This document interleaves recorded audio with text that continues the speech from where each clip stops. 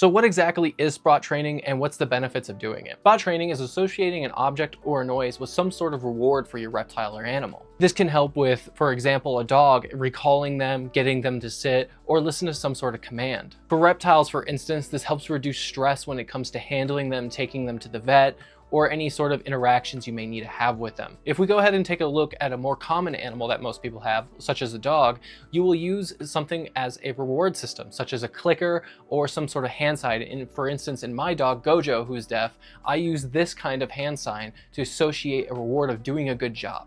Every time I do this hand sign, he gets a reward, such as a treat, love, a certain specific toy, or some sort of object that he associates good responses with. So when I give this hand signal, no matter what, he gets some sort of stimulus, such as a treat. For most animals, sounds could also be used, but for my dog who's deaf, I have to use visual cues. And I found with reptiles as well, it's much easier to associate a visual object than it is a sound object. However, using a sound object to let them know you're in the enclosure or you're going to be feeding them does still work. It just takes usually a little bit more time, as those sounds are hard to replicate over and over again. For example, with my dog Gojo, like I said, I use this hand sign. However, with Abronia, I use this.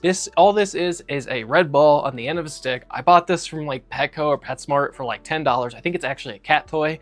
But the reason I went with this is it has a long stick. That way I can put it into the enclosure if I need to interact with them deeper in and get their attention if they're hiding in a cork log or something like that. But it also is this bright fuzzy object, something they will not see in the room. You want to make sure whatever you use as your target trainer, that color isn't super obvious or prevalent in the room. For example, green is probably not the best color to associate with because green's in their environment. They're going to see that all the time.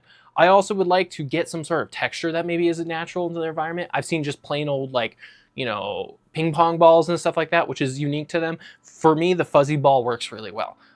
You could use a different color like orange, purple, red, or anything like that. Something that just like really stands out and isn't common in your room. Like if you have your back wall painted blue, I probably wouldn't use a blue object because they might see that all the time. So that's something to keep